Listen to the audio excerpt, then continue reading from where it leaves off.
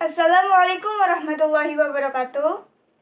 Halo semuanya, selamat pagi. Perkenalkan, nama saya Nur Hasanah.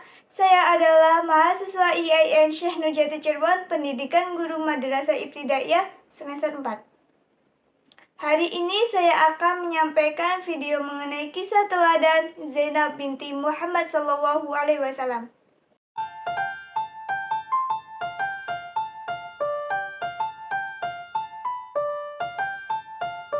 Zainab adalah anak sulung dari Nabi Muhammad dan Siti Khadijah. Zainab lahir di Mekah pada tahun 600 Masehi, sebelum ayahnya diangkat menjadi Nabi Allah. Masa kecil Zainab sungguh bahagia. Bagaimana tidak? Ibunya adalah seorang saudagar kaya raya, baik hati, dan mulia. Sedangkan ayahnya adalah orang yang paling baik dan dikenal sebagai Al-Amin, atau yang paling terpercaya. Sejak kecil, Zainab sudah mendapatkan pendidikan yang terbaik. Dia mencontoh sifat-sifat mulia ibunya serta ayahnya. Dia juga menerima pendidikan yang biasanya hanya diberikan kepada anak laki-laki. Zainab tumbuh menjadi wanita yang percaya diri, lembut, dan penuh kasih sayang. Suatu ketika, lamaran datang untuk Zainab dari Abul Ash bin Robi, seorang pemuda suku Quraisy yang dikenal baik. Dia adalah keponakan dari Khadijah. Dan pernikahan tersebut terjadi sebelum Rasulullah mendapatkan wahyu pertamanya. Namun ketika Allah SWT telah menyampaikan wahyunya melalui malaikat Jibril, Nabi Muhammad SAW mengajak seluruh keluarganya untuk memeluk Islam, termasuk Zainab dan suaminya. Akan tetapi Abul Ash menolaknya, sehingga Zainab tidak dapat menyertai Nabi SAW dan kaum muslimin lainnya untuk ikut berhijrah ke Madinah karena ia dalam penguasaan keluarga suaminya. Ketika terjadi perang Badar, suami Zainab, Abul Ash, berperang di pihak kaum kafir Quraisy. Dalam pertempuran ini, ia tertawan. Dan setelah Nabi Muhammad mengumumkan tawanan perang Badar dapat ditebus oleh keluarganya, Zainab adalah orang terdepan yang berjuang membebaskan sang suami. Zainab mengirimkan uang dan perhiasan untuk menebus suaminya. Dan ketika perhiasan ini sampai ke tangan Nabi SAW, beliau mengenali bahwa perhiasan ini adalah pemberian dari Khadijah kepada Zainab. Beliau jadi teringat dengan istri tercintanya dan keadaan putrinya. Beliau menjadi sedih. Akhirnya Nabi SAW bermusyawarah dengan para sahabatnya dan diputuskan untuk membebaskan Abul Ash tanpa tebusan.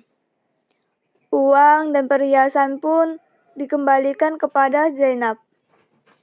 Tetapi disyaratkan kepada Abul Ash untuk membawa istrinya tersebut ke Madinah jika ia telah sampai kembali di Mekah. Abul Ash pun menyetujui perjanjian ini. Maka Nabi SAW mengirimkan 2 orang untuk menjemput putrinya tersebut di luar kota Mekah, di suatu perkampungan bernama Ya'juj. Mereka ini adalah Zaid bin Haris dan salah satu sahabatnya Ansor. Mereka diminta untuk menemani Zainab sampai ke Madinah. Sesuai dengan janjinya, setelah sampai di Mekah, ia mengantarkan Zainab menemui 2 utusan Nabi SAW yang telah menunggu di luar kota Mekah. Adik Abul Ash, yaitu Kinana bin Robi, mengantarkan seekor unta, yang kemudian dinaiki oleh Zainab. Kinana sendiri ikut rombongan ke Madinah. Ketika kepergian Zainab diketahui oleh kaum Quraisy, mereka sangat marah, dan mereka pun mengirimkan 1 pasukan untuk menggagalkan. Ketika kaum Quraisy itu telah dekat, salah seorang dari mereka, Habar bin Aswad, yang sebenarnya masih keponakan Zainab, melemparkan tombak dan mengenai Zainab, sehingga ia jatuh dari unta. Zainab, yang saat itu sedang hamil, mengalami keguguran. Melihat keadaan ini, Kinana sesumbar untuk melakukan perlawanan dengan panah-panah dan pedangnya. Pasukan Quraisy ini jadi keder juga.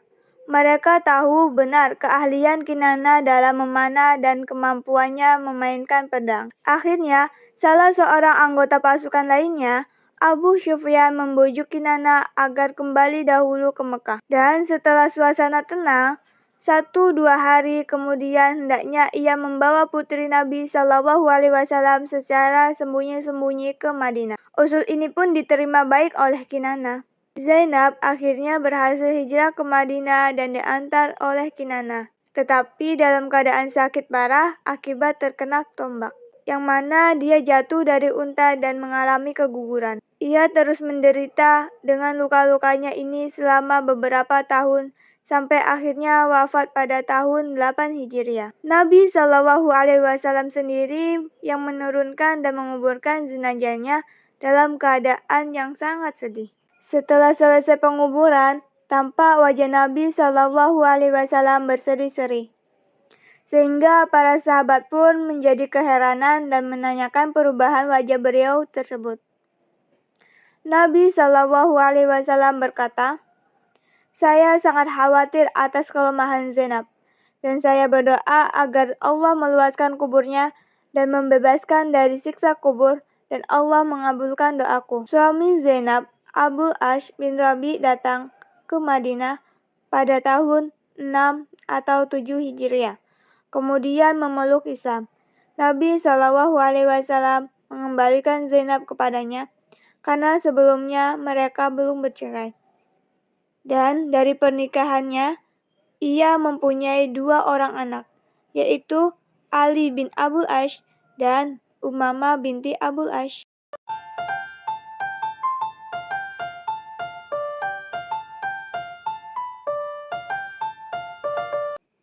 Demikianlah video mengenai kisah teladan Zainab binti Muhammad Sallallahu Alaihi Wasallam.